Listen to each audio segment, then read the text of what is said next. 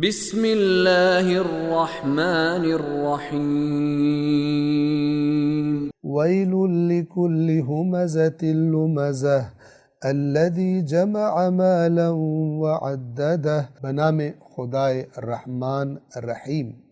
آیت number 1، well لکل ہمزۃ لمزہ، ہلاکت ہے، حسرت ہے، بربادی ہے ہر اس شخص کے لیے جو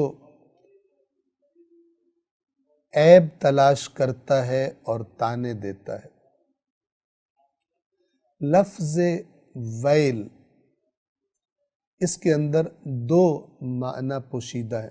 جب عربی زبان میں ایک شخص دوسرے کے لیے یہ لفظ استعمال کرتا ہے اور اسے کہتا ہے ویل لک، تیرے لیے ویل ہے، تو اس ویل کے اندر کون سے دو میسج چھپے ہوتے ہیں؟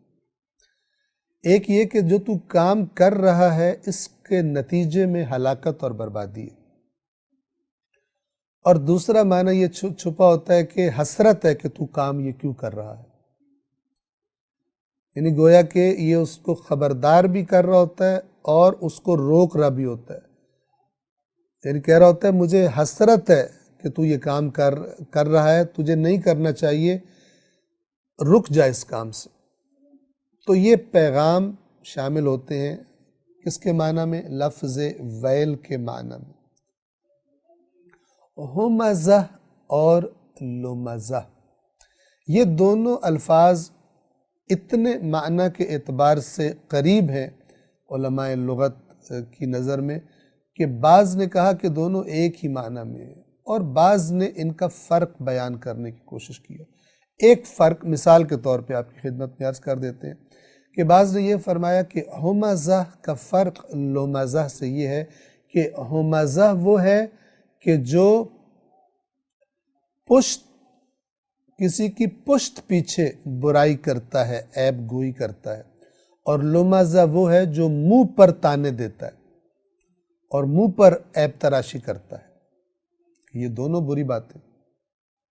روایات اہل بیت اطہار علیہم السلام میں جو بات آئی ہے، مثلا ایک روایت جو نقل کی جاتی ہے وہ یہ ہے کہ جس نے اپنے بھائی کو لوگوں کے درمیان نصیحت کی اس نے اسے رسوا کیا۔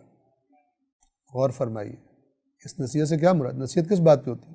کہ بھائی تم یہ غلط کام کر رہے ہو، یہ میرے بھائی آپ یہ کام نہ کریں۔ یہی کام ایک دفعہ لوگوں کے درمیان محفل میں سب کو پتہ چل رہا ہے کیا جائے، اور ایک دفعہ تنہائی میں کیا جائے۔ جب محفل میں کیا جاتا ہے جس کو نہیں بھی پتہ اس کو پتہ لگ جاتا ہے کہ اس میں یہ خرابی ہے، یہ کام نہ کرو۔ تو فرمایا جس نے اپنے بھائی کو محفل میں لوگوں کے درمیان نصیحت کی اس نے اسے رسوا کر دیا، اور جس نے اپنے بھائی کو تنہائی میں نصیحت کی اس نے اسے آراستہ کر دیا، زینت بخشی، مزین کر دیا۔ کیا مطلب؟ کہ وہ جو عیب تھا اب وہ دور کرے گا۔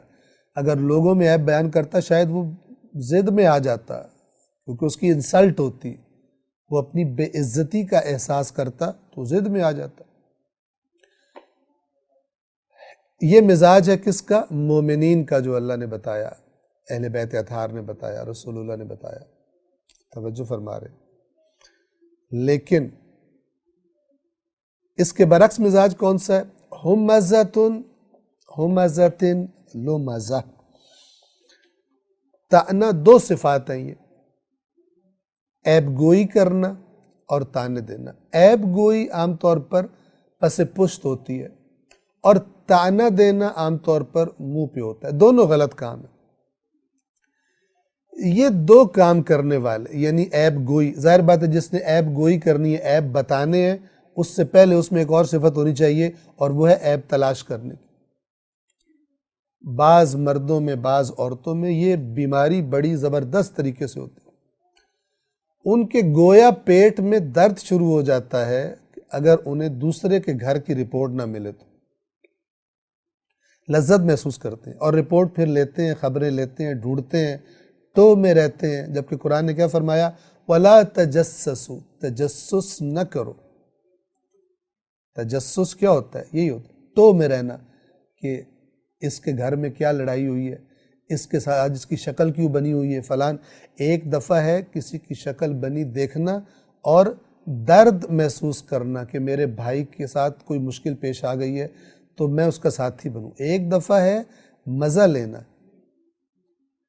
کہ کوئی اس سے اختلاف ہے، کوئی پرانی اس سے کوئی چپکلش ہے، کوئی ناراضگی ہے، اب اس نے دیکھا کہ ہر روز تو ہنستا ہوا آتا تھا، آج ذرا پریشان ہے، دل میں خوش ہوتا ہے۔ یہ مومن کی علامت نہیں ہے، یہ اور کچھ نہیں تو ایمان کے ناقص ہونے کی علامت ہے۔ دوسروں کی دکھوں پر لذت کا احساس کرنا اور پھر اپنے یاروں دوستوں میں بیٹھ کے کہنا کہ آج کل لگتا ہے کسی مسئلے میں پھنسا ہوا ہے، مزہ آ رہا ہے اس کو۔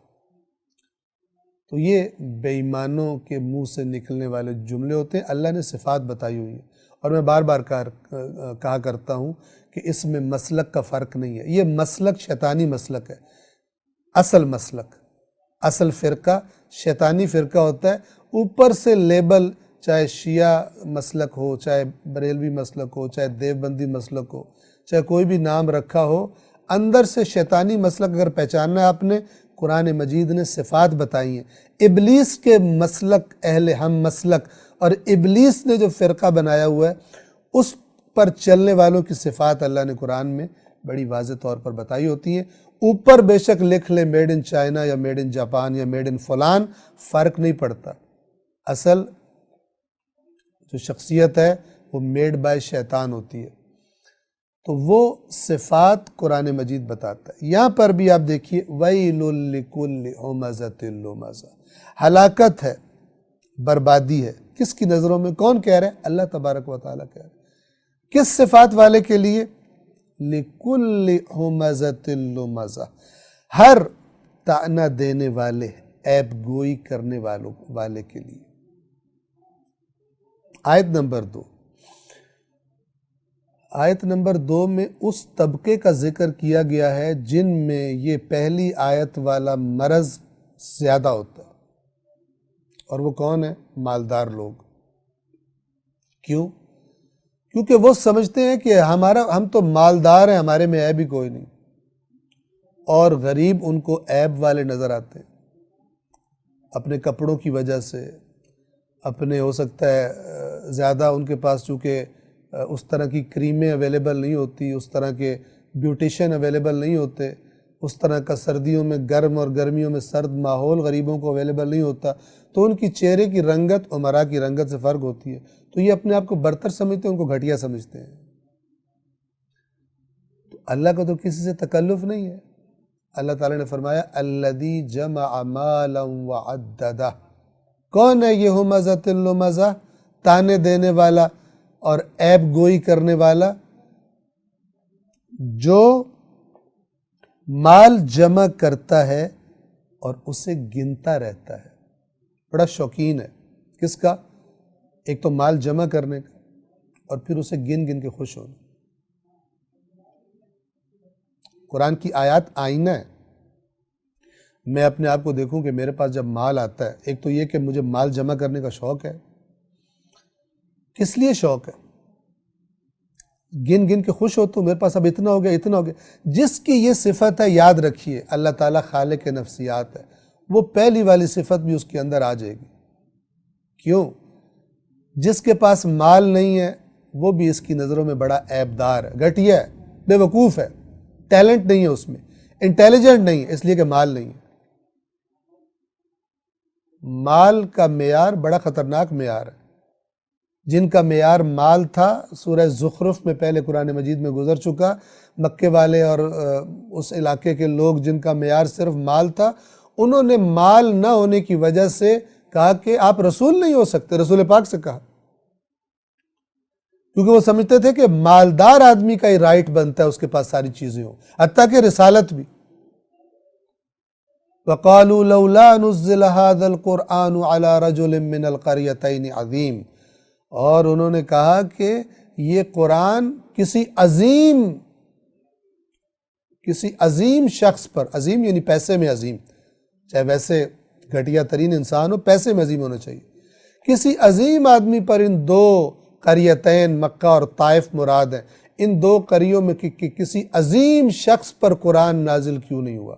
رسول اللہ عظیم نہیں ہے، اگرچہ صادق ہیں، اگرچہ امین ہیں، اگرچہ ان کے جھگڑوں کا فیصلہ کرتے ہیں، اگرچہ پاکیزہ ترین زندگی گزاری ہے، لیکن عظیم نہیں ہے. عظیم کون ہے؟ جس کے پاس مال ہے. تو یہ جو مال پرست ہے اور مال کے معیار سے پرکھتا ہے لوگوں کو، اللہ تعالیٰ اس کو کیا خوشخبری دے رہا ہے؟ ویلن، تیرے لیے ہلاکت ہے. صفت تیرے اندر کیا آ جائے گی؟ عمزۃ لمزہ، تو تانے بھی دے گا.